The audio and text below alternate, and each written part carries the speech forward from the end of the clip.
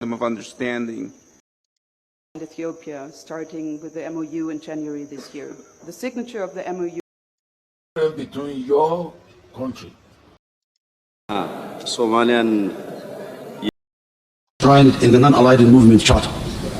The recent egregious actions of Ethiopia present سلام تخطاتلت نايز channel كمي كنيخم كمي تخونو سناي كتكونو ناي وتر من يوتيو امبار ابزوان زي بزحات كونفرنساتن وعلاتاتن يكايدلو نكرنا افريكا بزملكات بفلاي سلازي ازي قداي زدما تي منغو إثيوبيان سومالي لاندن استفرم وعول بو منصر دمام سوماليا زقاطمه نتقرنا افريكا عبيت صقطفت يرلو سلازلو استفلاليه شمغلناتاتن وعلاتاتن يكايدلو ابت وعلاتات زقاطمن استبهلن اقدست مزكونتات زك خيزغل نتقرنا افريكا كقدس زغل زبلكو حبريتا حيزلكم قريبا لغو سلازي بتحد وجن كاب استفلاليه مرحتي زمت حبريتا خنرينا زينا خنرينا كالدما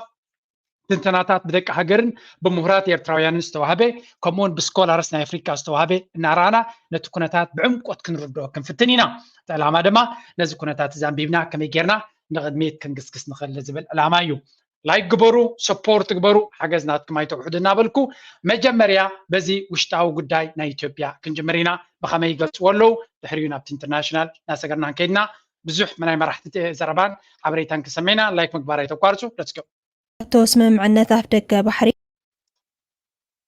ኢትዮጵያ ምስ ሶማሊላንድ ዝበፅሐቶ ስምምዕነት ኣፍ ደገ ባሕሪ ልምዓት ኢንዱስትሪ ንምንቅቃሕ ዝለዓለ እጃም ዘለዎ ምዃኑ ፈጻሚ ስራሕ ኮርፖሬሽን ልምዓት ፓርክታት ኢንዱስትሪ ኣክሊሉ ታደሰ ገሊፆም። እዚ ስምምዕነት መጻኢ ዕድል ኢትዮጵያ ካብ መንጎ ዝውስኑ ታሪኻዊ ፍጻመታት ዝቁጸር መርኣያ ህዳሴ ኢትዮጵያ ምዃኑ እውን ወሲኾም ገሊፆም። እንደ ሀገር ግራንድ የሆነ ትርጉም ያለው ውሳኔ መሆኑ እንደተጠበቀ ሆኖ كم هاجر عبيز خونة ترجم زلوا مخانو كم زلوا خينو كم IPDC دما زتفلي حلفنت كمون زتفلي من قحواجان زلوا ሶማሊያን የንግድ እንዲሁም የአቪዬሽን ግንኙነት በተመለከተ የተለወጠ ነገር የለም። ትላንት ያጋጠመ ጉዳይ ነበረት፣ ጉዳዩ ተፈቷል። በሐፈሻ ኢትዮጵያ ነትኩነታት ዳውን ፕሌይ ብሎ ከምዚ አንተ ከምዚ ያጋጥም ዘሎን ኩነታት ኩሉ ዳሓን ከም ዘሎን ሓሳባቶምን ፕላናቶምን ጽቡቕ ይሰልጠሎም ከም ዘሎ ናይ ኣፍ ደገ ባሕሪ ዕድላት ይረኽቡ ከም ዘሎ እዮም ዝገልጽዎ። ብደረጃ ዓለም ክረአ ከሎ ግን ኢትዮጵያን ኣብ ዝመርሑ ስርዓትን ኣብ ሓንቲ ኮርነር ተጨፍሊቑ ተነጽሎ ኣጋጢሞ ዘሎ ስርዓት እናኾነ ይመጽእ ኣሎ። እዚ ድማ ካብ መዓልቲ ናብ መዓልቲ እቶም ኣብ ጎኑ ኮይኖም بدحر مجارجة خوينا ونا جوخا زبلوز نبرو أبكرنا مجارجة متيوم نحنا ناي سوماليا لولاونتن جزاتاوي دوبنينا نخبر النابلو على بقافهم عويلهم أب وورلد استجزارة بلو زغان سوماليا عبي دبلوماسياوي عوت دقا فيه بالو نتهجر دما كابتو زنبرتو استفل عليه متتتاوات حفيلة هجران نخدهانس حجزالة بمنصر دما نكرنا أفريكا تسفاز بكونتاتي رلو عندارا كايدانا يابي نتكرنا أفريكا كابتو نتسول الناوزة نتا نتي زوبات تحنفشفش تفتر زنبرت هاجر بفولوي ابتن صلو خمتاتي غبرالو حجي مجمريا بتنا ايغاد مبل 40 كلتن استخغست غبره اخيبا ابو ابومبر ناتو نشي تزاري بنيرو ابومبر نا ايغاد زلو ابزوانزي بريزيدنت نا جوبتي كمون ابومبر نا حبرة افريقيا او ترخيب تزاربو نشي كنسمينا شعو نا حبرة اوروبا وكيل تزاربو كنرينا نا امريكا سبيشال انفويس تزاربو كنرينا نخلها جنازيبنا بوجد سوماليا انتي تباهيلو بعالم درجة خنت عينت تسميت جبرلو تفلوي شمجال زبهال زلو كزاربس ترغبي عزيز حزم كنا تدما كن رينيا سلازم كلها تعايزنا نرانا كيدنا مجمريا بزيانش بزحت أركفال نوي عندي تزربا عزرنا بلنا كن رينا مهنياتو هذا جزء زيد اللي بلا بلا سلازلو جزء خنت فايدة لني. That over the course of this summit we will engage in robust and fruitful discussions leaving no stone unturned in our pursuit of fruitful, constructive and tangible outcomes. Indeed, the stability of the hormone. So بحفشة كم تري وزلهم زي إيجاد زبالتكال كم معلتنا معلتي ويكاب عمتنا بعمت أقدر سنتون وتسيتاونتون ندخمي خيدالو كم وتسيتو أبزنا إيجاد أخي بعزي تساتف هاجرات نيرن إيرترا السودان كم دما إثيوبيا سلست هاجرات تساتفان إثيوبيا بناتا إكسكيوز مهنياتو بسنكا سلز جبر زلو بسنكناتا عندرا دخوني إتى مراحنا إيجاد صنعنا كرينا بزح تقاوم قاتي مولتو وركنا يجبيو زبحال سكرتارناتهم زلو بومبر ديكون سكرتارناتو مانجر نايتي إيجاد مالتي إيجاد زبحال تكالدما نوي حمتات مقابريانا إثيوبيا ከምኡ ድማ ናይ ኢትዮጵያ ረብሓ ዘሳሲ ብኣሜሪካ ዝዝወር ብኣሜሪካ ዝኽፈል ምዃኑ ምክንያቱ ኣብ ነፍሲ ወከፍ ኣኼባ ናይ ኢጋድ ኣሜሪካ ስፔሻል ኤንቮይ ናቶም ከይመፀ ይግበርኒ ስለዚ መን ከም ዝዝውሮን ናይ መን ተልእኮ ከም ዝፍፅምን ንፁር ኮነልካ ብሰንኪ እዚ ኤርትራ ካልኣይ ግዜ ሕጂ እውን ክትሳተፍ ኣይመረፀትን ኣብ ካልእ ዋዕላ እያ ተሳቲፋ ዘላ ብመንገዲ ሚኒስትር ጉዳያት ወፃኢ ናታ እዚ ድማ ነቲ መራሒ ናታ ተሪ ነቐፌት ኣጋጢሞ ነይሩ ኣክቹሊ ፕሬዚደንት ናይ ሶማልያ ምሱ ኣብ ብርቱዕ ዝኾነ ክትዕን ከሎ ብቪድዮ ዝተቀረፀሎ ፅንሒልና ንሪኦ ኢና ሕጂ ናብቲ ሙሳ ፋኪ ንሕለፍ of Africa, a vital physical and cultural corridor with other regions is a major preoccupation for the continent. The current tension between the brotherly nation of Somalia and Ethiopia compounds an already difficult time for the region, where despite our collective efforts, the Al-Shabaab threat remains high in Somalia and the destructive war in Sudan continues unabated. Excellencies, let me stop here. So, ሙሳ ፋኪ ኮሚሽነር ወይ ከዓ ቦምበር ናይ ሕብረት ኣፍሪካ እዩ ናይ ሶማልን ናይ ኢትዮጵያ ልኡላውነት ናይ ሓንቲ ሃገር ጥሒሳ ኣብ ልዕሊ ልኡላውነት ዋላ እኳ ኣትሪሩ ክገልፆ እንተኾነ ንዑ ጥሒሳ ምስ ሓንቲ ግዝኣት ናይ ሶማሊላንድ ምስ ሓንቲ ግዝኣት ናይ ሶማልያ ውዕል ብምፍፃማ ኣክንዲ ንኢትዮጵያ ጌጋ መባሉ ጥሪ ኢሉ ኣልሸባብ ክትንስእ ይኽእል እዩ ስለዚ ንኣልሸባብ ዝያዳ ኣተኩሮ ንሃብ እንታይ ማለት እዩ ዝኻ ሓሳኻ ደንበ ናብ ዝለምለመሉ ኣልሸባብ ፅቡቅ ትካል እዩ ክነተባብዖ ኣለና ንማለት ኣይኮንኩን እንታይ ዝብል ዘለኹ ግን ነቲ ቀንዲ ፀገም ክትፈትሕ ክንምፍታን ጎቦ ኣልሸባብ እኮ ውፅኢት ምትእትታው ናይ ኢትዮጵያ እዩ ነይሩ ኣልሸባብ ዝበሃል ክትንስእ ዝኽኣለ ሓደ ካብቲ ዘይሕጋዊ ምትእትታው ናይ ኢትዮጵያ ኣብ 2006 ዘስዓቦ ኩነታት እዩ ነይሩ ኣክንዲ ነቲ ናይ ኢትዮጵያ ዓንዳር ኣካይዳ ንኽትቆፂ ተሪር መልገፂ ምውሳድ ኬትካ ነቲ ኮንሲኮንስ ወይ ከዓ ከም ውፅኢት ናቱ ዝመፅእ ወይ ክምዕብል ዝኽእል ሓይሊ ንዑ ክምክት ኣለና ኢልካ ምምዳር ከሎ ገና ጫቋ ዘይብሉ ኣካይዳ ምዃኑ እዚ ሕብረት ኣፍሪካ ድማ ኣነ ኣይኩንኩን ዝብሎ ዘለኹም ዓበይቲ ስኮላርስ ናይ ኣፍሪካ ከም በዓል ፕሮፌሰር ሎሙምባ ብተደጋጋሚ ኣብ ጉዳይ ናይ ሱዳን ቅድሚ ሕጂ እንተዘይገበረ ኣብ ጉዳይ ናይ ሱዳን ክጓየ ዝግብኦ ዝነበረ ወላ ሓንቲ ከይገበረ ሱዳን ከም ሃገር ተዓኑላ ሕጂ እውን እንተኾነ መራሕና እቲ ሰራዊት ናይ ሱዳን ኣብዚ ዋዕላ ናይ ኢጋድ ኣይሳተፍን ኢሉ ስለምንታይ ኣክንዲ ምስ መንግስቲ ዲል ትገብሩ ብፍኒስራ ኮይንኩም ነቶም መጀመርያ ኣክንዲ ነቶም ክልተ ጀነራላት ንክልተና ውሽጣዊ ጉዳይና ፊት ንፊት ተራኽቡና ብጎቦ ካልኣይ ግዜ ተዝርዎ ስለ ዘለኹም ኣይነሳተፍና ትርጉም የብሉን ብምባል ፊት ንፊት ክንራኸብ ንክእል ኣለና ጉዳይና ንክንፈትሕ ንዝብል ንዑ ፀውዒት ገይሩ ምስ ኢጋድ ዘለዎ ርክብ ከወግድል ከም ዘለ እዚ ከዓ ኢጋድ ዝበሃል መጋበርያ ናይ ኣሜሪካ መጋበርያ ናይ ኢትዮጵያ እናኾነ ስለ ዝኸይድ ዘሎ The respect of unity, territorial integrity and sovereignty of all member states is a sacrosanct principle of the Union. Another key principle is the commitment to the resolution of disputes through peaceful means and consensual arrangements with member states. The African Union support and continue to work with the regional body IGAD. So ክልተ ነገራት ይብላ ኣለዎ ክልተ ነገራት ሕብረት ኣፍሪካ ዓበይቲ ቻርተራት ናቱ ክልተ ነገራት ኣለዎ ሓደ ልኡላውነትን ግዛእታዊ ዶብን ናይ ሃገራት ብፍፁም ክጥሓስ ከም ዘይብሉ እዚ ኣገዳሲ እዩ ዓንዲ ሕቆ ኮር ፕሪንሲፕል ወይ ከዓ ዓንዲ ሕቆ ናይቲ ዓንዲ ሕቆ መትከላት ናይቲ ሕብረት ኣፍሪካ እዩ እቲ ካልኣይ ድማ ንኩሉ ዘጋጥም ተፃቦታት ብሃናፅ መንገዲ ብዲያሎግ ይህምሂን ብምባል ብምምያጥ ክትፈትሖ ከም ዘለካ እዛ ዘረባ እዚኣ ግን ሶማልያ ክቕበልዋ ኣይደልዩን እዮም ምክንያቱ እታ ቀዳመይቲ ፕሪንሲፕል ዓንዲ ሕቆ ልኡላዊ ግዛእትን ናፅነትን ናይ ሃገራትን ተተደፊሩ ንዑ ደፊሩ ንዘሎ ኣካል ምስ ዘተያ የድልን እዩ ምክንያቱ እቲ ክደፍር ዝፍትን ዘሎ ይቕረታ ክብል ኣሎ ክዕቀብ ክኽእል ኣሎ ድሕሪኡ ክትዘራረብ ትኽእል ብምባል ተሪር ግብረ መልሲ ሂቦምሉ ነይሮም እዮም ስለዚ እስከ ንእሽተይ ንስማዮ ሽዑ ናብቲ ናይ ኢንተርናሽናል ቦዲስ ክንሰግር ኢና to achieve our shared objectives. In this regard, I instructed my High Representative for the Horn to continue and reinforce our cooperation. This cooperation was duly endorsed at the yesterday's meeting of the AU Peace and Security Council. This imperative is not only the one that guarantees the interests. Okay, sorry. ሕጂ እዛ ሓደ ወኪል ስፔሻል ወኪል ናተይ ሰዲደ ኣለኹ ኢሉ ኣሎ መን ይትወኪል ናቱ ኣብ ዝሓለፈ እዋን ናቱ መርገፅ እንታይ ነይሩ ስለዚ ናይ ኢጋድ ሓላፊ ናይ ኢትዮጵያ ባያስ ወይ ከዓ ፅግዕነት ኣለዎ ክንብል ከለና እቲ ሕጂ ስፔሻል ኤንቮይ ኢሉ ወይ ከዓ ፍሉይ ነዚ ክሽምግል ገይርዎ ዘሎ ከዓ ንባዕሉ ሓደ ባያስ ዘለዎ ወይ ከዓ ወገንነት ዘለዎ ምዃኑ ዘረጋግፅ ቪድዮ ወፂኡ ኣሎ እዚ ከማን እንታይ እዩ ፅንዒልና ክንሪኦ ኢና መጀመርያ ድሓን ዋላ ምሳ ክትተሓሓዘልና በዚያ ንጀምር دحين نملس مو نزيا نرانا خنصنينا مخنياتو امنغو ذا فيديو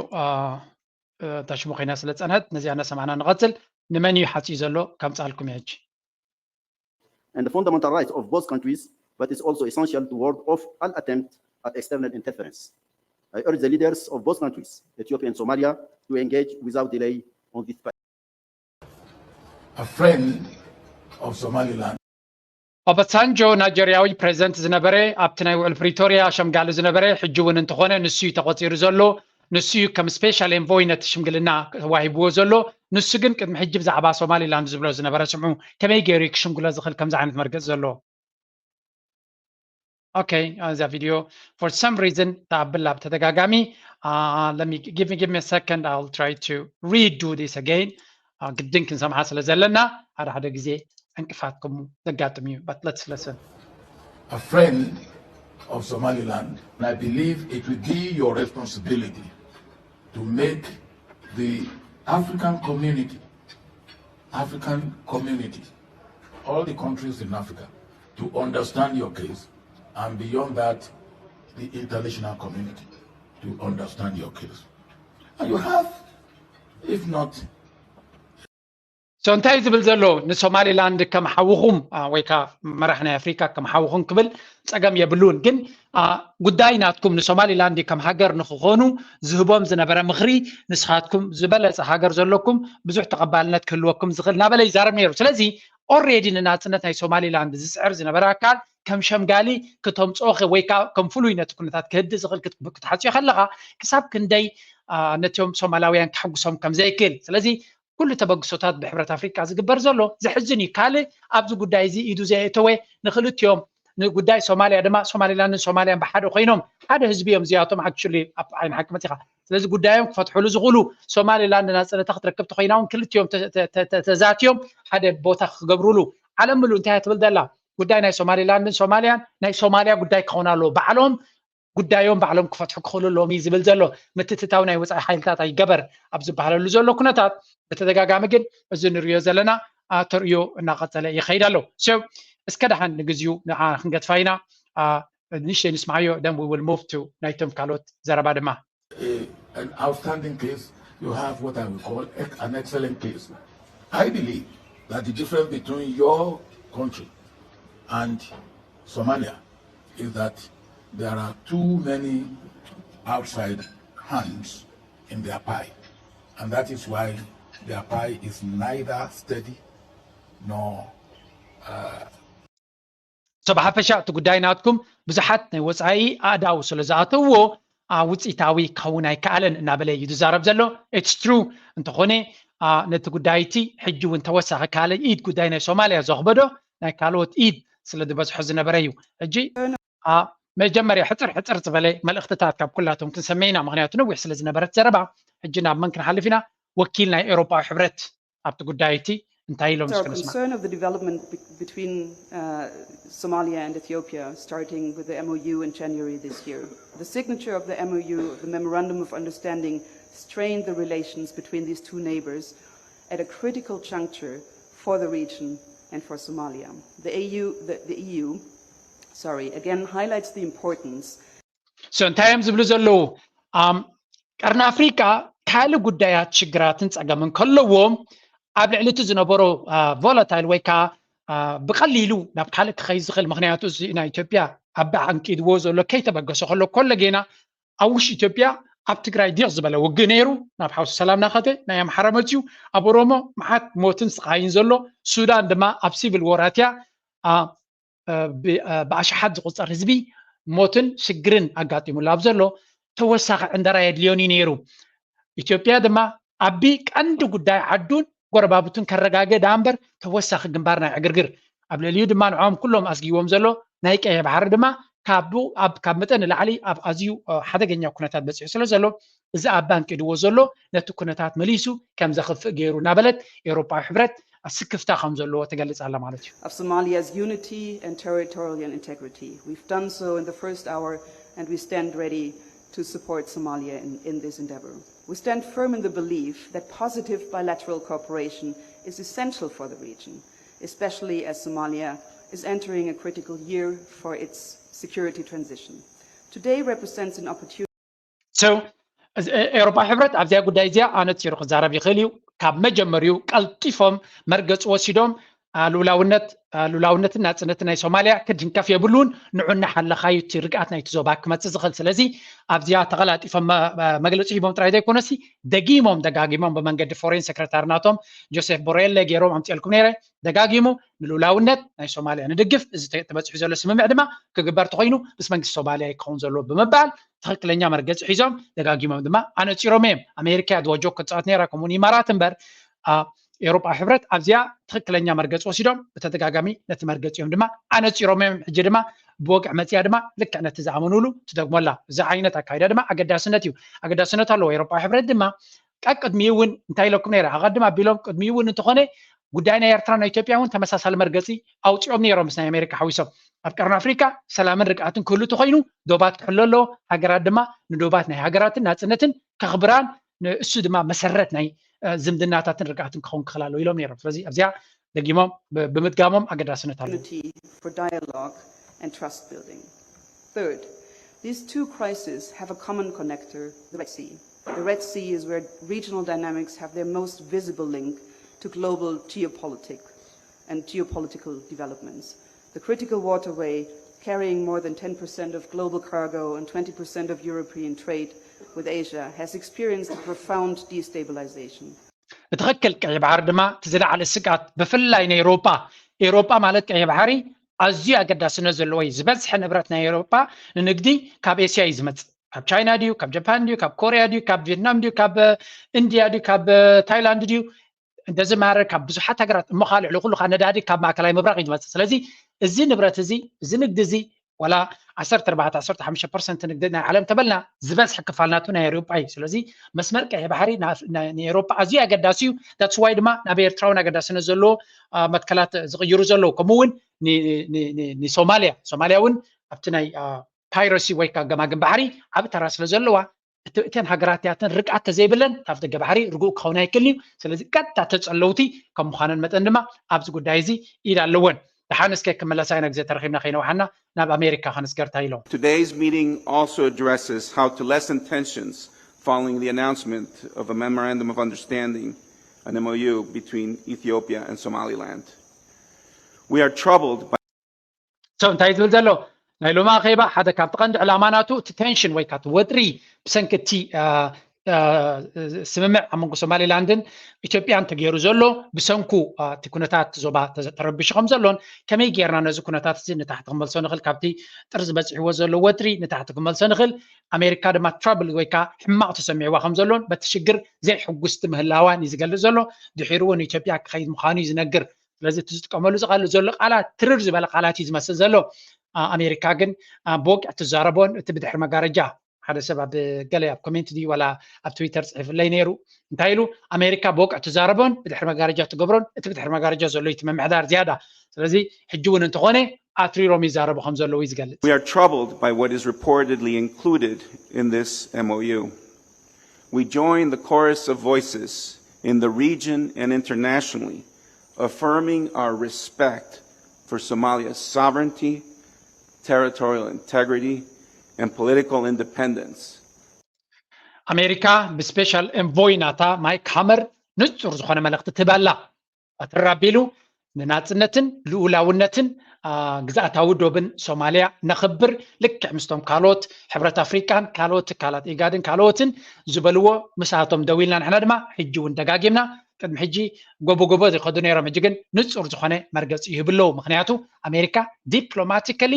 ሌፍት ኤንድ ራይት ፀጋምን የማንን ትኸስር ስለ ዘላ ተወሳኺ ዕንወት ክትፍፅም ተወሳኺ ዕግርግር ክትጅምር ድሌት የብላን እዚ ድማ ምናልባት ብድሕሪ መጋረጃ እንታይ ኣለዎ ይንፈልጥና ግን እቲ ቃላት ንሪኦ ዘለና ኣቢ ብትኽክል ኣብ ኮርነር ከም ዝተርፍ ዘሎ ናበይ ክኸይድ ከም ዝኽእል እውን ንጹር ከም ዘይኮነ ኣሜሪካ ቀስ ብቐስ ብተደጋጋሚ ኣብ ባይቶናቶም ከምኡውን ኣብ ዝተፈላለየ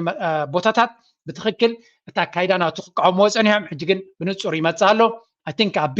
መዓልታቱ ዝተወደየ እውን ይመስል ድራማቲክ ዝኾነ ለውጢ ተዘይገይሩ ብከምዚ ክቕፅል ኣይክእልን ውሽጣዊ ጉዳዩ ጥራይ ዘይኮነስ ኣብቲ ዞባ እውን ርግኣት የበላሹ ስለ ዘሎ ኣሜሪካ ድማ ካብ ቁፅፅራ ዝኾነ ፀገማት እናበፅሓ ስለ ዝኸይድ ዘሎ ተወሳኺ ፀገም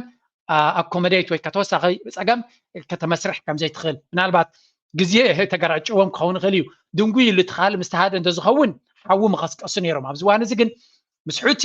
ክወፅዎ ዘይክእሉ ወይ ክስዕርዎ ዘይክእሉ ግንባር ከፊቶም ኣለው ብኢራን ጉዳይ ናይ ጋዛ ሌላ ካብ ኢዶም ወፃኢ እናኸደ ሽግር ይፈጥረሎም ኣሎ ዲፕሎማቲካሊ ድማ ፅልእን ተነፅሎን ይፈጥረሎም ኣሎ ኣብ ዩክሬን ዘይዕውት ኩነታት ክቅይሩ ይለው ኣብ ታይዋን ጉዳይ ናይ ቻይና ይረስን ኣሎ ስለዚ ኣብ ኩሉ መዳያ ሽግር ስለ ዘለዎም ተወሳኺ ዕግርግር ኣብዚ ክገብሩ ኣይደልዩን እዮም ዘለዉ ከምኡ እውን ተመሳሳሊ ኣብ መንጎ ሩዋንዳን ዲሞክራቲክ ሪፐብሊክ ኮንጎ እውን ወጥሩ ኣሎ ስለዚ ብዙሕ ፀገማት የጋጥሞም ስለ ዘሎ ተወሳኺ ኣይደልዩን እዮም consistent with the UN Charter and the Constitutive Act of the African Union, which Chairperson Faki just referred to as sacrosanct. We also welcome the African Union's Peace and Security Committee communique of yesterday in this regard. As we have repeatedly said,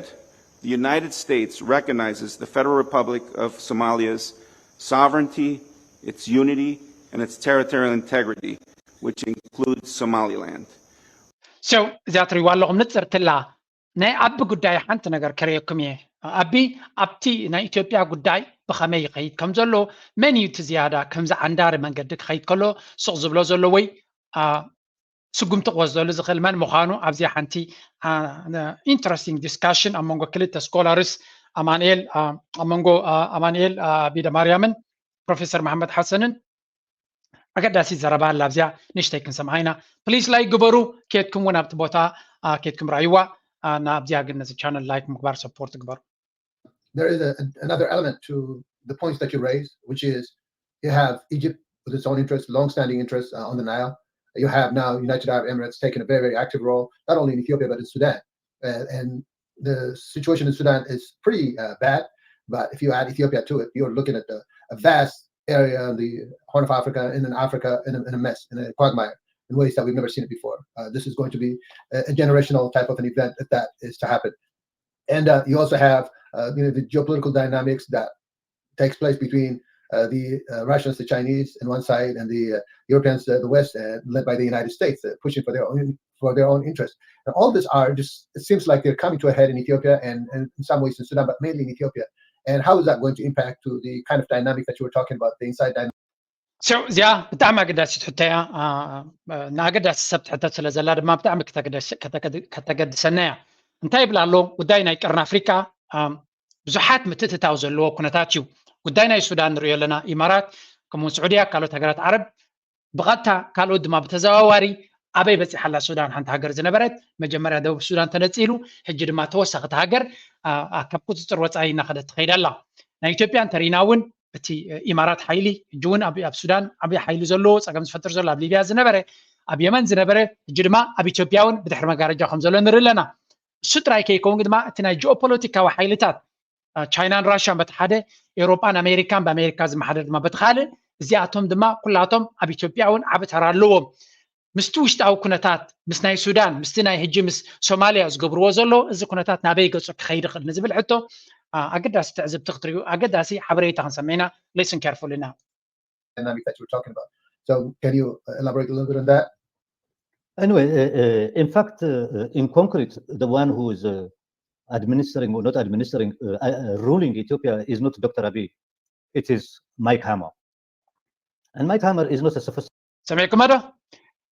بحثر زبالك نزارب تخينا إثيوبيا بزوان زمان يما حضر له ندحري لنا أبدا يكونه مايك هامر يبدحر مقارجة زي ما حضر زلو يبلا له نسن بعلو ما قد محجي صبغ سمن صبغ تمكرون زلو يكونن سمعوا هذا جيمكم زيا. This is very important. Mike Hammer. And Mike Hammer is not a sophisticated man. He did the same situation in Congo when he was in Congo, and he recycled now as a special envoy and a very shallow rural person. I don't think he have any understanding of the history of the continent and in specific the understanding of the Horn of Africa. Putting him aside, the other so-called partner, who read and understood Dr. Abiy cleverly is the Emirates. Emirates is a very small power with a lot of money. Behind it is other forces. The one who's dealing with this project is a Palestinian man called Mohammed Dahlan. Mohammed Dahlan. هزياري واج. So بدحر ما قرجات زي ما حضروا زلوا مايك هامر دما أزيو تلك زخون حبريتها زي بلو كمون ጽቡቕ ተመክሮ ዘይብሉ ኣብ ኮንጎ ዕግርግር ገይሩ ዝኸደ ሕጂ ድማ ኣብ ኢትዮጵያ መፅዩ ንኣቢ ድኽመት ርዩ ክዝውሮ ዝፍትን ዘሎ ንሱ እዩ እሱ ጥራይ ግን ኣይኮነን ኣሜሪካ ንባዕላ ኣብ ካልእ ጉዳይ ተሸሚማ ስለ ዘላ ነቲ ሃጓፍ ናይ ኣሜሪካ ተጠቂሙ ንኣቢ ዝዝውር ዘሎ ኢማራት ወይ ከዓ እቶም ኢማራት ዝበሃሉ እዮም ንሳቶም ድማ ንኣቢ ብቁጠባን በተሓሳስባን ርዮም ስለ ዘለው ንዑ ጽቡቕ ገይሮም ይዝውሮ ኣለዉ እቲ ቀጥታ መሓውር ናይ ዓረብ ናይ ኢማራት ኮይኑ ዝዝውሮ ዘሎ ድማ ሓደ ሕማቕ ሰብ ሕማቕ ፈለስጢማዊ መበቆል ዘለዎ ኣብ ፖሊሲ ናይ ኢማራት ድማ ብድሕሪ መጋረጃ ነቲ ፖሊሲ ናይዚ ምስፍሕፋሕ ኣብ ሊብያ ይኹን ኣብ የመን ይኹን ኣብ ካልእ ዝገብር ዘሎ እዚ መሐመድ ዳሕላን ዝበሃል እዩ ሕማቕ ሽም ዘለዎ ሰብ እዩ ስምዕዎ ሕጂ እንታይ ይገብር ኣሎ He was an intelligence officer and he was the chief of the security of the PLO after the Oslo, but he is a Mossad man, and Palestinians suspect him for killing Arafat. And finally, when they discovered that he is an agent of እዚ ሰብ እዚ ናይ ብድሕሪ መጋረጃ ስለያ ናይ እስራኤል ንሞሳድ ዝነበረ ከም ዝኾነን ኣብቲ ቃልሲ ናይ ፈለስጢን ፒኤሎ ዝበሃል ድማ ገለ ካብቶም ብድሕሪ መጋረጃ ንሞት ናይ ዓረፋት እቲ ቀደም መራሒ ናይ ፈለስጢን መራሒ ዝነበረ ንዑ ዝቐተለ ዝበሃል እሞ ድሕሪኡ ስለተጠርጠረ ሃዲሙ ኣብ ኢማራት ከይዱ ቀንዲ ካብቶም ብድሕሪ መጋረጃ ኣማኸርቲ ናይቲ ንግስነት መዓት ገንዘብ ናይ ነዳዲ ዘለዎ እሞ ኣብ ካልእ ሃገራት ሓዊስ ተፍዝ ዘሎ ንግስነት ናይ ኢማራት ኣቡዳቢ ናቶም መሳርሒ ብድሕሪ መጋረጃ ኣማኸሩ ኮይኑ እዚ ናይ ኢትዮጵያ ዝዝውር ዘሎ ንሱ እናበለ ይገልፅ ኣሎ ኣብዚኣ ጥራይ ኮነስ ኣብ ካልእ እውን ኣብ ብዙሕ ስለ ዝተኸታተልኩ እየ ነዛ ናይዚ ሰብኣይ ዘረባ of Mossad. He ran away to Israel, and after that he is recycled, and now he is the advisor of the Sheikh of Emirates. What is the Emirates interest? That we have to know very clearly. Emirates, when you take Dubai, the population is only 750,000. Can you imagine? When you take all the other Emirate, nine small feudal states, there might be some millions, but most of them are foreigners. This country, after the 70s, it's get a huge wealth and it's became a rich country. But the man who's leading it is his reasoning like Nero. He believes that he wants to create, in his head, he believes that he wanted to create his own empire. The first step of his empire is to control all the ports in the region, from Dar es Salaam until Port Sudan. If it's possible, even. So, ሕጂ ኣብዚ ሕፅር ዝበለ ታሪክ እዩ ዝበና ዘሎ ናይ ኢማሬትስ ነዳዲ ዘለዎም ውሕዳት ደቂ ዓዲ ዘለዋ መብዛሕትኡ ኣብቲ ዓዲ ዝነብር ዘሎ ህዝቢ ንኣብነት ኣብ ዱባይ ክሳብ 85% ናይቲ ህዝቢ ወረቐት ዘይብሉ ስደተኛ እዩ ማለት ወረቐት ዘይብሉ ክብለኩም ቀዋሚ ዜግነት ወላ 100 ዓመት ግበር ዜግነት ናይቲ ዓዲ ትወስድን ኢኻ ግን ኢቃማ ኣለዎም ብኢቃማ ትነብር ማለት እዩ ስለዚ ብኸምኡትን ማሕደር ብውሕዳት ህዝቢ መዓት ናይ ነዳዲ ሃብቲ ዘለዎም ኣብ ሰብዓታት ካብ ዝረኸቡ ብዙሕ ነዳዲ ኮይንዎም ሕጂ ድማ ኣብ ንግስነት ናቶም ከስፋፍሑ ዝደልዩ ዘለዉ استراتيجي نايت نكسنت ناتهم دما بملأن ودبات كاب تنزانيا دار إيه سلام جميركا أبناي كينيا أبناي صوماليا أبناي جيبوتي أبناي إيرترا أبناي بورت سودان نجيبتوني في الدنيا مثل هذي يكون لهم سلاز بنيو حليفهم كساب ليبيا بين كاز كبابي بحبتني واشن اختاري خادمة نقال ففيدن أبتناي يمن أب كله إيدوم يتيوم نتو ودبات كقاعات أرز دليل زلوا حيل زلوهم يوم نزل مقبار دما زي تعدنا جنزب أوافيرهم بجنزب كله خد جزء تخلي خازن بلد حساس بازلوا بينا بله يزقلوا زلوا زي ما فتينو ما أبقليو أبيرترا عصب عزام نيرم إرتراجن تكون تاتس الإزرايل قال لي فاطمة على بزوانزي سخونة بريزنس يبلومن جن إندايركت اللي بخميك من لوسيس رقم زلوا جبتون كابناتهم ودب سوي قاتميا سوماليا دم حجي أم مسرح الله مالتيو كم دريو زلنا أب سودان نتيو أفضل جبهر كم زي تروح بجيرات السعودية مخنياتو نتافضل جبهري زلوا ناي السودان السراويت ناي السودان يحزوا زلوا ساتم جن مست RSF زبال بنيو وجنيهم زلوا ስለዚህ ኣብ ታፍተ ገባሕሪ ይመጹና ኣለዉ ኣብ ቀይ ባሕሪ ቦታኦም ታኡንኮ ሕጂ ኣብ ቀይ ባሕሪ ዝኾነ ቦታ የብሎምን እንታይም ክገብሩ ንዑ ንምርካብ እዩ ዝኽእሉ ተሃዲድ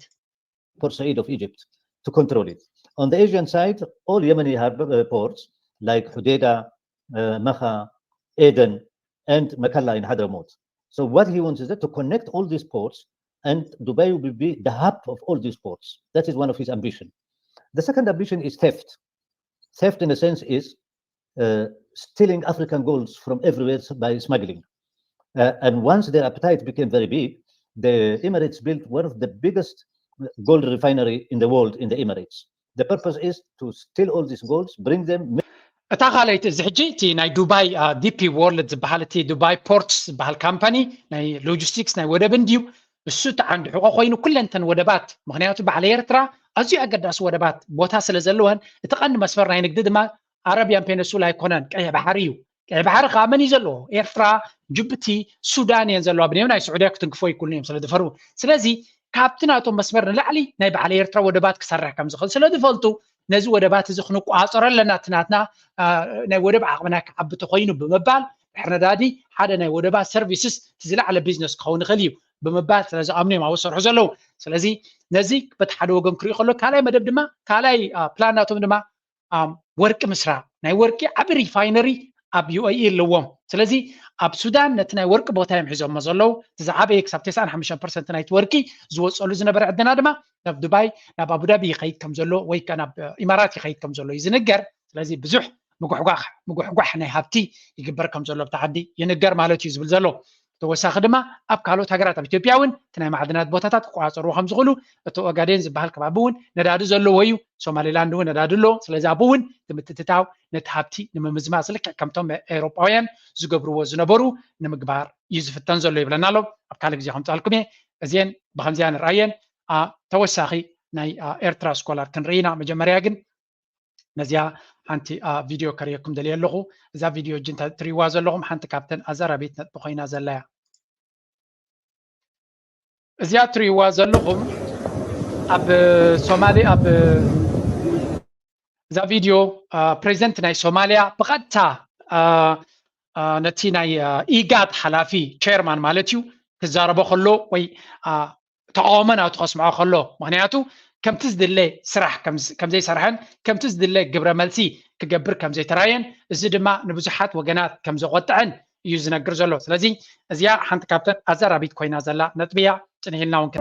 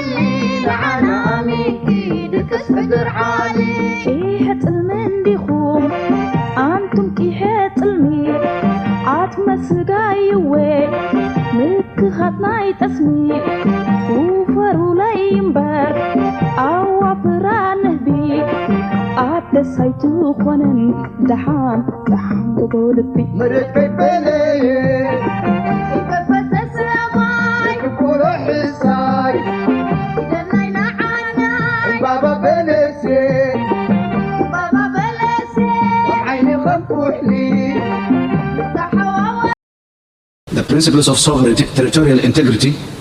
and non-interference as enshrined in the Non-Aligned Movement Charter.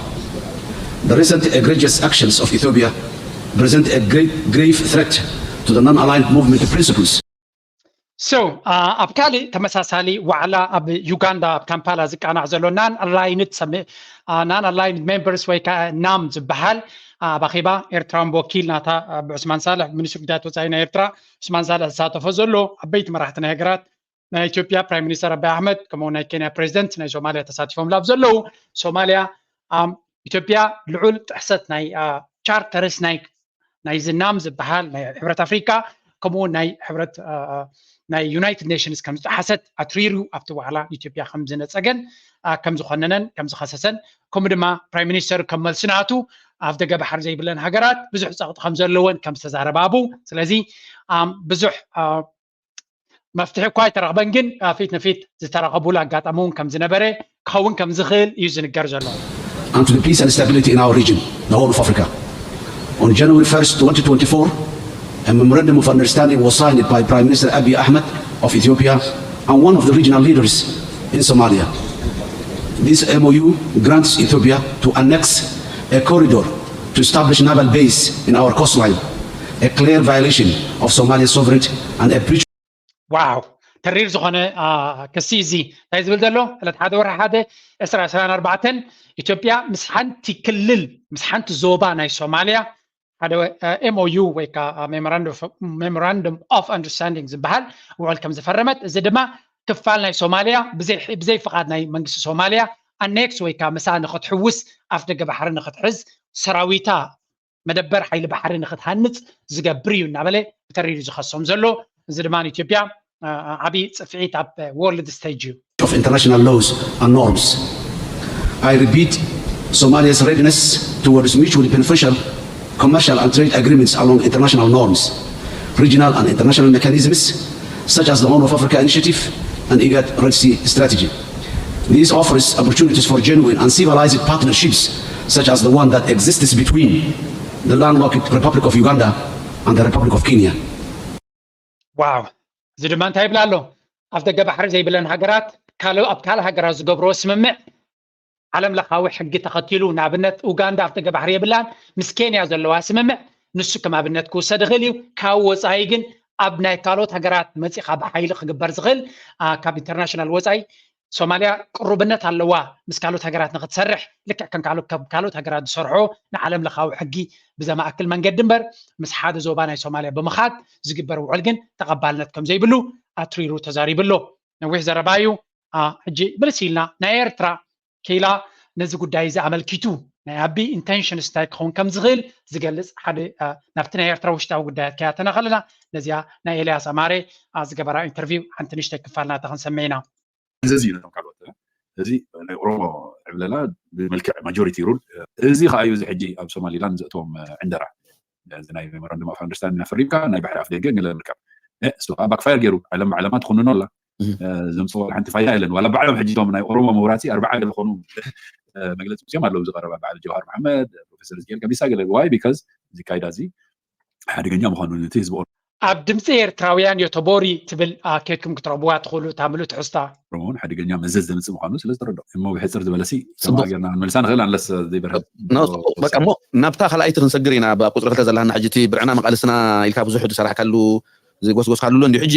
ምዚ ክንብሎ ዝፀናሕና ቀርኒ ኣፍሪቃ እንታይ ይመስል ከም ዝፀንሐ ኤርትራ ትከፍሎ ዝፀንሐት ኤርትራ ተልና ኤርትራዊ እዩ ኣብ ውሽጢ ዝሃሉ ብደገ ይሃሉ እሞ ነዚ ወሪዱ ዘሎ ናይ ፖለቲካ ገልጠምጠም ንቕሓት ኤርትራን ብፍላይ ኣብ ደገ ዘሎ ከመይ የንብበሎ ትብል ኣገዳሲ እዩ ምክንያቱ ኢልና ኢልና ከነንብቦ ኣለና እቲ ልዕሊ ጥራይ ደይኮነስ ውሽጡ እውን እቲ ብድሕሪኡ ዘሎ እውን ከነንብቦ ኣለና እሞ እሱ ከዓኒ ኣብቲ ዝፅሓፉ ፅሑፋት ኣብ ከምዚ ዓይነት እሞ ብዘለካ ተመክሮ ሲ ብዙሕ ግዜ እውን ስለ ትምህር ብኸመይ ሒዝና ኣለና ብግቡእ ርዳእና ደሎ ምክንያቱ ትማሊ ናይ ሰንዓ ፎርም ተባሂሉ ንኤርትራ ከመይ ጌርካ ተጨፍልቕ ትዝክር ኢኻ ተደይ ተጋገይ ውድድራት ዝረረሳ ይመስለኒ ፍሬህይወት በሪሁ ኣብ ማእከል እሾኽ በቂላ ዕምባባ ትብል ኣብ ማእከል እሾኽ በቂላ ዕምባባ እዛ ዕምባባ እዚኣ በቲ እሾኽ እናተሳቀየት እሾኽ ባህሪኡ ኣይቀይርን እዩ ዋላ 100 ዓመት ይኹን እታ ዕምባባ እውን ዕምባባ እያ እሾኽ ትኸውን ትኽእል ኣይመስለኒ እሞ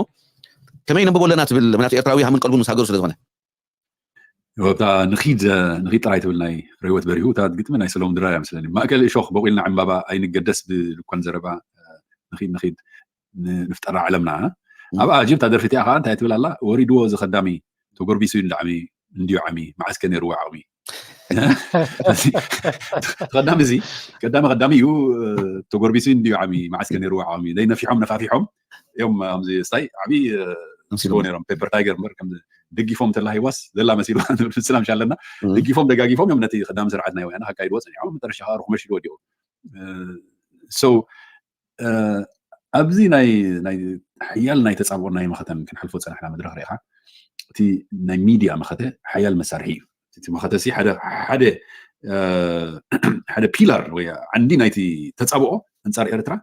ክቱር ናይ ሚድያ ኩናት እዮም ከካይዱ ፀኒሖም ዲስኢንፎርሜሽን ዲሞናይዜሽን ምሲጣን ናይ ኤርትራ ምሲጣን ናይቲ መሪሕነት ምሲጣን ናይቲ ባህሊ ናይ ኤርትራ እቲ ፅቡቕ ባህልናን ፅቡቕ ስታይን ሬፕ ገለመለ ዝብል ናብ ፃዕካ ምፅያቕ ዘይመስሉ ምሃብ ዘየለ እቲ ሃገራዊ ኣገልግሎት ከም ናይ ባርነት ስታይ ኣምፅኢካ ትገብሮ በቲ ኣብ ጀኔቫ ናይ ሁማን ራይትስ ጉልባብ ናይ ሰብኣዊ መሰል ጌርካ ክቱር ስታይ በቃ ኤርትራ ዝኸፍአት ናይ ሰብኣዊ መሰል ግህሰት ዝካየደላ ብዓለም ገለልካ እዚ ኩሉ ሲ ናይ ሚድያ ኩናት ኣንፃር ኤርትራ ይካየድ ፀኒሑ ስነ ኣእምራዊ ኩናት ንብሎ እዚ ንሕዚ ንምምካት ከዓ ግድነት እቲ ናይ ሚድያ ሓይልና ናትና ብርዕናን ገለና ኣልዒልና ክንምክት ክንክእል ኣለና ነቲ ሓቂ ሲ እቲ ቀንዲ ታርጌት ዝገብሮ እዚ ናይ ሚድያ ኩናት ከዓ ባይ ዘ ወይ ራይ ኣብ ዓለም እውን ዘይምስላ ሂብካ ነቲ ውፁእ ንምፅናሕ እንድዩ ታርጌት ቀዳማይ ግን እቲ መንእሰይ ናይ ኤርትራ እቲ ህዝቢ ናይ ኤርትራ እቲ ዕላማ ኮይኑ ክስርሐሉ ዝፀንሐ መንነቱ ከም ዝፀል ሃገሩ ከም እቲ ዝሓለፈ ናይ ቃልሲ ጅግንነታዊ ታሪክ ኣብ ክንዲ ዝኮርዓሉ ከም ዝሓፍር ከም ዝሽቁረር ትገብር እቲ ዝኸፍአ ከዓ በቲ ናይ ትግራይ ረፊጂ ካምፕስ ኢንዶክትሪን ዝኾኑ ስእልካ ጋዓዝያ ኣሎ ትግራይ ትግርኛ ንሕና ተጋሩ ገለ ክብል ከለኮ زي أكل نايزي بروباغندا وخينات أنصار إرترا كانت سنعن إندوكترين امبار كابتا ناي إلياس أماري زقبرا زنبري انترفيو وزينا تتبحالو كل سمعكم ما يقوم نملا سابتو قداي ناي قرن أفريقيا زقبر زولو حدش بعالم درجة زقبر زولو أبزنام زبحال كونفرنس حدش فلوي تريوز ترايلو نوح وانزيرانا يوم منيس قدهات وزاينا إرترا مسابي أحمد فيت نفيت تراخيبهم استرعي وسلازي بيستفل عليه من قدي برايم مينستر أبي أحمد and foreign minister عثمان صالح of Eritrea briefly encountered already كم ترغبوا أبتي sidelines قن نايتي نام زبحال زلنان aligned movement زبحال أبو تراخيبهم كم زنبرو أبي أحمد ما أبتي كنا تاتي بزعباتي بالعصر تشعة تسميتي نيرو أبو كم تساتفه استفل عليه سلتات مسمرحتي ناي كينيا كم استراخبوا زي قالت حبريتها كمون ويليام روتو وين مسو كم استراخبه قاليش أمالو أنت كابزي أجن بسئل من قدي زتراير كنتات هلا سو أنت كابات عندما أزي عن تبتري وصنعكم انتهي لهم صحيفهم لاني يوم قال يوم don't take it personal طيب على تيوتي نايرترا منيستر عثمان صالح منيستر دياتو زي نايرترا مس أبي أحمد سي زياس إلزياس انتهي ترجمة لهم سي كم زي personal غير كايتو صدقن تنصلو ريد كالو نحنا وصينا لنا إلهم إثيوبياويان زقبروا زلويا أكالت انتنا كوبا يقولوا يمستفل عليه من قدقن تم رحتي كم زي بزح جوكير كحطريوت غليغا انتاي زرارب نيرم وي دون نو مس غزي من الباتي وصي خون احفشاغن تراخيبا مالو تنريا زلناغن امنا كابنا حدهم يوغاغدو كم زي لو زري سدس نرلنا سلازي انتاي تزراريبهم من الباتهم تفلتو اب كومنت سكشن غدفولا اذا سلغن بزح غزي اب سوشيال ميديا تزورالا انت اتس بزتفل علي من قد كترجمات خليغا اتي مرخابهم تخاتيتهم تقولاني تقوم زي محلافهم كم تصبغ يرياني مهنياتو تكونت هذا بخم كالي اب سوشيال ميديا تزور زلو كل جزء تويتر ازارب زلو ارستاتون كم سالكم يفتني حنت كعبات عندما ازي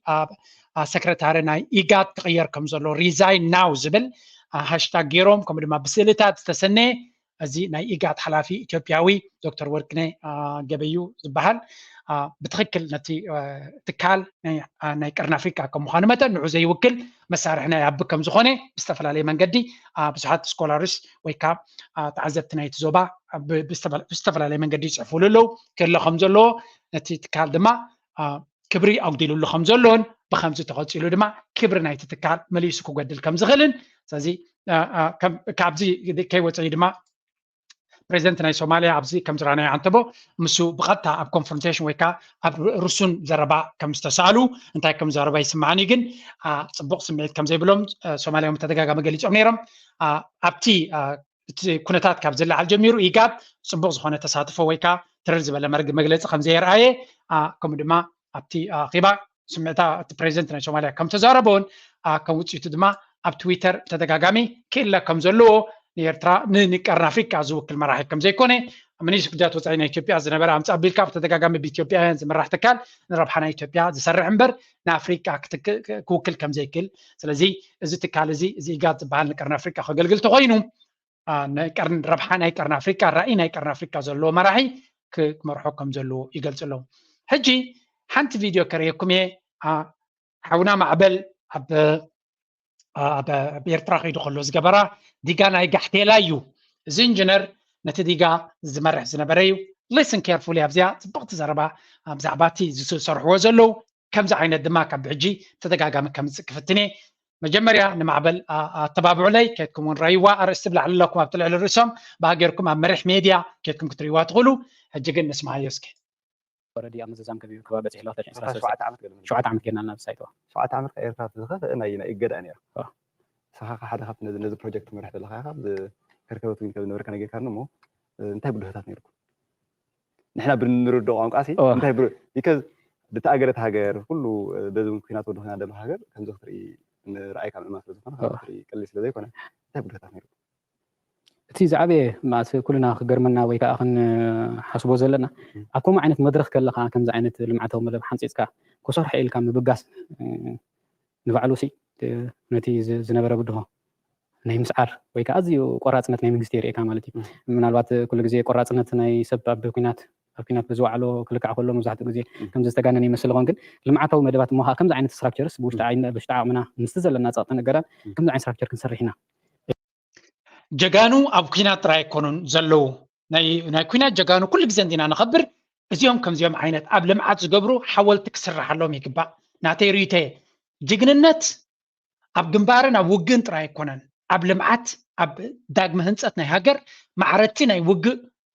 ጅግንነት ይቁፅር ዘለዎ ኣብዚኣ ድማ ዓብይ ነጥቢ ኣልዒሉ ዓብ ክብሪ ይግባአን እዚኦም ከምዚ ዓይነት ዝዲጋታትን ዓበይቲ ትሕቲ ቅርፅን ዝሰርሑ ዘለዉ ሰባት ኣይሆፕ ሓደ መዓልቲ ናቶም ሓወልቲ ክትከል ኣብቲ ጥቃ ዲጋ ዓብይ ኣስተዋፅኦ ዝገበሩ ሓወልቲ ናቶም ኣብ ሙሉእ ሃገር እውን ክትከል ደስ ዝብለኒ ምክንያቱ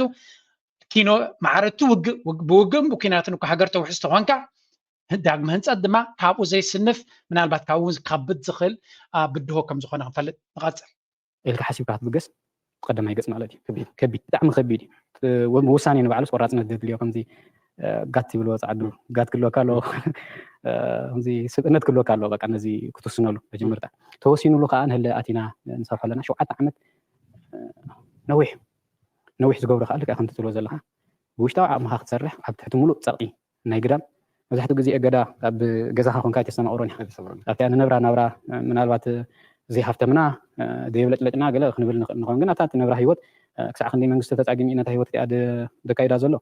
ኣይትረአን ኣብ ከምዚ ዓይነት ዓበይቲ ፕሮጀክትታት እዚ ምስ መፅኻ ግን ብዙሕ ብድህ ኣለዎ ብዙሕ ፅረታት ኣለዎ ብዙሕ ናይ ብስእነት ማተርያል ትመፅእ ናይ ግዜ ጋፍ ኣሎ ገለ እዚ ዳርጋ ዓቕሚ ኣነ ዝርድኦ ጥራይ ኣዝዩ ከቢድ ፅልዋ ነይሩ ኣብዚ ግዜ ዳርጋ 25% ናይቲ ግዜስ ብከምኡ ዝተፀለወ እዩ ነይሩ ትብሎ ትኽእል ኢኻ አንተ ማሽነሪ ረእያ እዚኣ ማዕበል ዳርጋ ትጫፋን ኣብ ዝፍርቃንሲ ንሕና ኢና ሞዲፋይ ገርና ኣብዚ ዘይግበር ነገር የለና ዝኢልካ ሞ ማሽን ወይ ዳርጋ ብዛ ዓለም ዳርጋ የላ ክትብል ትኽእል ማለትን ሕዋታስ የለዋ ክትብል ኣብ ግን ትሰርሐላ መብዛሕትኡ እቲ ነዚ ዲጋዝን ምህናፅ ተጠቕምናሉ ኣገባብ ማስ ሰብ ተዲገበር ካልኦት ነግረሉ ኣለካ ብውሕዱ ማለት እዩ ዋና ካይዲ ስራሕ ኩባንያ ህንፃ ቀይሕ ባሕሪ ኣቶ ምራህቱ ማይ ወዲ ማይ ኣዝዩ ነገራት ከም ንርዕም ጌርና ኣዝዩ ዘለና ፀጋታት ከም ንርዕም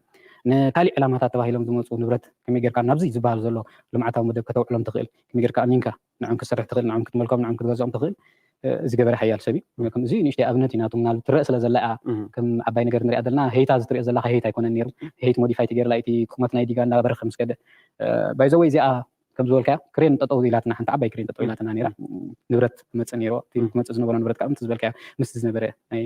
ዓለማዊ ናይ ዕዳጋ ዕንቅፋት ብሰንኪ ሳንክሽን ዝተፈጥረ ናይ ዓለማዊ ዕዳጋት ናይ ዕንቅፋት ተዳናግያ ዝነበረት ነዚኣ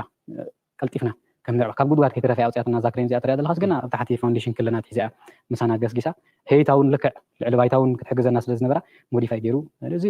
ቁንጣሮ ካብቲ ኣብዚ ውሽጢ እዚ ዲጋ ዝተገብረ ባዕላዊ ምህዞታት እዩ ዳጋ እናሰምዕኻ ነቲ ዝነበረካ ፀጋ ካብ ካሊእ ፕሮጀክታት ሒዝካ ዝመፅኻ ንብረት ሰሚዕኻ ከም ብሓድሽ ጌርካ ናይ ምኻድ ባህሪ ስለ ዝነበረ እዩ ተዓዊቱ እምበር ከም ፕሮጀክት እኮ ኩሉ ግዜ በቲ ዓለም ለኻዊ ኣሰራርሓ ሓደ ፕሮጀክት ክጅመር ከሎ ብሓደሽቲ መሳርሒታት ኢድ ይጅምር ዋግኦም ኣትዩ ናይቶም መሳርሒታት ተዓዲጎም እዮም ዝኣቱ ግን ንሕና ከም ሕጂ ዘለናዮ ደረጃ ኣይወፃና ንሱ ኣእሙን የብልና ነቶም ዘለዎ ፀጋታትና ግን ከመይ ጌርና ከም ዝቕፅሉ ንገብር እዚ ተገይሩ ድማ ኣብ ደረጃ ዝተበፅሐ ዘሎ ዳኒ ኣብ ደገ ዘለዉ ኤርትራውያን ሰብ ሞያ ክንዳሃልከ ሞያ ዘለዎም ከምኡ ሰብ ፀጋ ምክንያቱ ናይ ኩሉ ግዜ ክንኣቱ ንደሊ ኢና ንዓብ ንሕተተለ ስለኒ ንኣቱ ንደሊ ኢና ግን በቃ ውሕስነት የድልየና እዩ እምበር ሞያና ከለመደ ድብሉኒ ሰባት ኣለዉ ኢንጂነራት ሰብ ፀጋ ነዞም ከምዚኦም ዓይነት ኤርትራውያን ፅባሕ ንጎሲ ዝሰርሕዎ ዘለኹም ኤርትራዊ ንኸፍረሉ እዩ እንታይ መልእኽቲ ኣለካ ድንግርግር ኢልና እንታይ ዓይነት ውሕስነት እዮም ድልዩ ማለት እዩ ንኸሃንፁ መሬቶም እያ ውሕስነት ዘይኮነስ ግዴታ እዩ ዘለዎም ማንም ሰብ ግዴታ እዩ ዘለዎ ሃገሩ ክሃንፅ ክወፍር ክምዕብል ክዓቢ ብውልቁ ሓሲብዎ ክሰርሕ ተመፀ መርሓባ ቤኒ የኮነን ክዓቢ ህዝቡ ሒዙ ክዓቢ ኣብ መሬቱ ኮይኑ ማለት እዩ ህዝቢ ዓዲ ሃገር ድዕቢኡ ከም ዘለዎ ንፈልጥ ኢና ኣብ ካሊእ ሃገር ኮይኖም ህዝቡን መንግስቱን ሃገሩን ሒዙ ክዓቢ ዝደሊ ግን ዘይተቐበል መሬት ኣይኮነትን ከም ትቕበል ከዓ ንገብራ ኣለና ሕና ትሪኦ ዘለካ ምክንያቱስ ትሕተ ቅርፃ ዘይተዋደደ ሃገር ምናልባት ንወፍሪ ዘይተተባብዕ ክትከውን ትኽእል ሃገር ሕጂ ንሰርሖ ዘለና ስራሕ ከዓ ንውድእ ደይኮና ዘለና ንጅምር ስለ ዘለናስ ውሕስነት ዘይኮነስ ግዴታ እዩ ዘለዎማ ንኤርትራዊ ብሓባር ህዝቡ ክዓቢ ዝደሊ እንተኮይኑ ልክዕ ክፉት እዩ كذب يرتاو عامي احنا نقول حزبيه خالد هنصر لك معناته صايم مسيلك اب معباله حنت هاجرسي اقارج من قديز بهالي شفت كاد بهالي ምናልባት እንዝነ ዝቕመጡ ለን ዘለዎም ምዕራባውያን ሃገራት ኣሜሪካ ትኾን ኤውሮጳስ ነናይ ባዕለን ናይ ፀልማት ዘመን ዝነበረን ሃገራት እየ ፀልማት ዘመን ከመይ ገረን ሓሊፎን ማይግሬት ገረን ሓሊፎን ወላ ላፋሴቴን ሓሊፈኖ ኣብ ታሪኽን ኣሎ ጀኻሲ ተኽለፍ ዘለዎ መድረኽ ክንሓልፍ ብዙሕ ድማ በዚ ከተጨንቆል የብልካን ኣብ ምፅዋር ከዓ ንፈላለ ስለ ዝኾነ ተፃወሪ ክሰርሑ እዩ ክሬን እዚኣ ትገልፀ እያ ባይደወይ ብዙሕ ትገልፅ እያ ለናሓወይ ንሕና ዝዘውር ኢና ዘለና ምሪኦ ቱር ኢና ንገብር ዘለና ታሪካዊ ከምዝኸፍ መንእስያት ዝሰራሕኹሞ ዝገበረልካ ወይ ንገረሉ ወይ ግበረሉ ዝገብር ዓቕምና ግን ዝሰርሕዎ ዘለኹም ከዓ ኣነ ድገርምልስ መኪና ይሕልፍ በቲ ማእከል በቲ ላዕሊ በዚ ናይ ዲጋ ኣፀይቦ ንገብሮ ዘለና ሕጂ ነዚ ዝሰርሐ መንእስያት ምንኣስና ከምኡ እንዳኒ ይኹም እሞ ኣብ ደገ ዘሎ ህዝብና ከዓ ነዚ ይፈልጦኒ ግን ብዙሕ ኣይኮነን ኩሉ ሚድያ ይከታተል ማለት ኣይኮነን ህዝባዊ ግንባር ከዓ ይገብር የብልኒ ይሰርሕ ጥራሕ ዘሎ ማለት እዩ ነዚ ኣገንዚብካ ኣብ መፃኢ ትሰርሕዎ መደባት ዝሓስኩሞ ንሕተሃልዩ ከምኡውን ኣብ ደገ ዘሎ ህዝብና ቪዚት ክንገብሮ ስለ ዘለዎ እዚ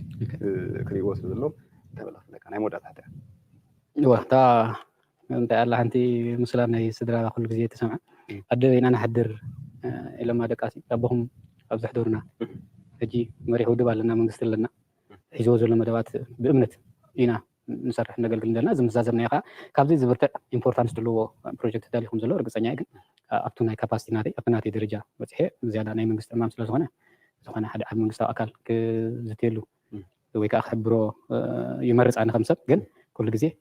ካብ ዝበርትዕ ናብ ዝበርትዕ ፕሮጀክት እናሰጋገርና ኢና ንኸይድ ዘለና ብኣገዳስነቱ ብዓይነቱ ብዕላምኡ እንዳተፈልየ ዝኸይድ ፕሮጀክታት ንኸይድ ዘለና ርግፀኛ ድማ ካብ ዝወዲና ካሊእ ካብዚ ዝዓቢ ኣገዳስነት ዘለዎ ፕሮጀክታት ንሰጋገር ኢና ማለት እዩ መልእኽተይ ግን ምርኣይ ምእማን እዩ እዛ ንብላ ዘለና እዛ ሓበሬታ ሎሚ ካብ ባኒ ተደሪሩ ክሓድር ሰብ 2-3 ወርሒ 2-3 ሓበሬታ ኣርዩ ክሓድር ዝመርፅ ዓይነት ወለዶ እዩ ዝስስም ዘሎ ባዕሉ እቲ ቴክኖሎጂ እውን እናብገፁ እቲ ኢንተርፌስ እውን እናብገፁ ይወስዶ ስለ ዘሎ እንዳሰራሕና ስቕ ምባል ግዜ ይኮነን ካብ ሕጂ እኒኦ ህዝባዊ ግንባር ከምዞም ካልኦት መንግስቲ ይኮነን ይሰርሐ ይብለኒ ክሰርሐ ይብለኒ ይሰርሕ ኣለካ ይብለኒ ይሰርሕ ጥራይ ካልኦት መንግስቲ ንዘይሰርሕዎ ንሰርሕ ኣለና ይብሉ ንዘይሰርሕዎ ክንሰርሕ ኢና ይብሉ ንሰርሕዎ ዘለዉ ድማ ኣጋኒኖም እናቕረቡ እዮም ህዝቦም ሓበሬታ ዝቕልቡ ዘለዉ እዚ ውፅኢቱ ንዕኦም ባዕሉ ከሪኦም ብግዜ ማለት እዩ ህዝባዊ ግንባር ክንቲ ድብሎ ደሎ ዝገብር ዝበሎ ዝገብር ግንባር እዩ ስለዚ ንሰርሕ ኣለና ክንብል እናታትኩም ግዜ እዩ ተቐንዲ ሓበሬታ ኣነ ንተፈላለያ ናይ ማሕበራዊ ሚድያታት ነጠፍ ናይ ብሓቂ ብጣዕሚ መሳጢት ዕላልያ ኬትኩም ራይዋ ፕሊስ a trip to new Gahtelai Dam in Eritrea ኢልኩም ኣብ መሪሕ ሚድያ ክትረኽብዋ ትኽእሉ ኢኹም ብጣዕሚ ፅቡቕ ዝኾነ ካብቲ ስርሖም ድማ እቲ ኣገላልፃ ናይ ኢንጂነር ዳንኤል ብጣዕሚ እዩ ዘሐጉስ ምናልባት ንእሽተይ ክፋልያ ስሚዓኩም ዘለኹ ትዲጋ ንኽትሪዮ ደስታ ዝፈጥር ህዝቢ ጓሶትን ኣብ ሰበቕሳግምን ዝነበሩ ኮፍ ኢሎም ማይ ኣብ ዘለዎ ጥዑይ ማይን ልሙዕ መሬትን ንኽርዩ ዕድል ዘውሃቦም እቲ ዝግበር ዘሎ ፕሮጀክትታት ድማ ኣብ ዓበይቲ ከተማታት ወይ ድማ ሸው ናይ ፅርግያታት ናይ ፓላሶን ዘይኮነ እቶም ኣብ በረኻታት ዝነበሩ ኤርትራውያን ፀጋታት ዝሓፍስሉ ነቲ ሃገር ድማ ኣብ ዝለዓለ ብራኸ ናይ ቁጠባ ክወስዳ ዝኽእል ፕሮጀክታት እዩ ዓብ ክብሪ ለኒ ነዚ ዋጋ ዝኸፍሉ ዘለዉ ኣይሆብ ሃገር ኣብ መፃኢ ንዓታቶም ቀዳምነት ሂባ ክሕሳብ ክትቦም ዝወለዶ ኣብ ኤርትራ መስዋዕቲ ዝኸፍል ዘሎ ዓብ ክብሪ ዝግብኦ እዩ ግንባራ ዘሎ ጥራይ ዘይኮነስ ኣብ ፈቐዶ ፕሮጀክታት ዝሰርሕ ዘሎ ድማ ዓብ ክብሪ ይግብኦ ኣነ ድማ ብዓቕመይ ደድረኸብኮን ከምዚ ገይረ ናባኹም ከም ፀነ ሞራል ሃብዎም ብትኽእልዎ መንገዲ ብትበፅሕዎ መንገዲ ሞራል ክትቦም እናተማሕፀንኩ ናይ ሎማ ኣርእስቲ ኣይሆብ ደስ ኢላትኩም ክትከውን ከም ወትሩ ናትኩም ደገፍ ኣይተቋርፁ ሓውና ማዕበል ድማ ስለዚያ ስራሕ እዚኣ ጥራይ ዓብ ክብሪ ኣለኒ የመስግነካ ምናልባት ካልእ ዝተፈላለየ ቪድዮታት ሰዱለ ኢኹም ብሰንኪ እዚ ዓበይቲ ስራሕ ናቱ እቲ ከምዚ ኢሉ ከምዚ ገይሩ ዝበሃል ከምዘየገድሰኒ ንክትፈልጡ ኢለ ብሓፈሻ ግን ነቲ ዓበይቲ ንጥፈታት ዝገበረ ንዓለም ህዝቢ ኣብ ፈቐዶ ፋሒሉ ዘሎ ከምዚ ክርኢ ከሎ ኣነ ደስታ እዩ ዝስምዓኒ ሓጎስ እዩ ዝስምዓኒ ፍናን እዩ ዝስምዓኒ ካልኦት ድማ ብዙሓት ከምኡ ከም ዝስምዓኩም ይርዳእኒ ስለዚ ኣብ ዝተኻለና መጠን ኣብ ከምዚ ኩነታት ንሕና እውን ናትና እጃም ከነበርክት ነቲ ፅቡቕ ነገር ድማ ከንሕግዝ ተዘይከኣልና ድማ ነቲ ዝገበረልና ክነግረሉ ክሳብ ክንገብር ንኽእል መዓልቱ ክሳብ ዝበፅሕ ክነግረሎም ይምሕፀ እናበልኩ ላይ ግበሩ ሰፖርት ግበሩ ናትኩም ደገፍ ኣይተቋርፁ እናበልኩ ክሰናበተኩም እየ ፅቡቑ ንፈልጦ ንቻይና ኣብ መጀመርያ 80ታት ቻይናውያን ኣብ ስደት ዝነበሩ እቶም ቀንዲ መበገሲ ናይ ዕቤታ ከም ዝኾኑ ብኸመይ እንድሕሪልኩም መጀመርያ ነፍሲ ወከፍ ቻይናዊ ኣብ ስደት ከሎ ገንዘቡ ብኣገባብ ሒዙ ኣብዚ የድልዮ ከይሓሸሸ ኣኪቡን ኢንቨስት ክገብር ስለ ዝፀንሐ ኣብ 80ታት ቁጠባ ክቅየር ዝጀመረ ኩሉ ገንዘቦም ንቻይና ኢንቨስት ገይሮምላ ናይ ደጋ ሓይሊ እውን ኣየድልየ ካልኣይ ድማ ናይ ቢዝነስ ኣምር ስለ ዝነበሮም ቢዝነስ ስለ ዝፈልጡ ዝነበሩ ኣብ ዓዶም ከይዶም ሎሚ እቲ ዝበለፀ ቢዝነሳት ናይ ቻይናውያን እዮም ዝውንንዎ እቲ ሳልሳይ ድማ ንነፍሶም